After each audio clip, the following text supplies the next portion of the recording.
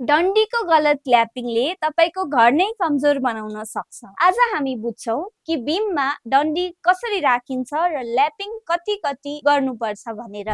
बीमको size normally width 8 inch र depth 1 fit राखिन्छ।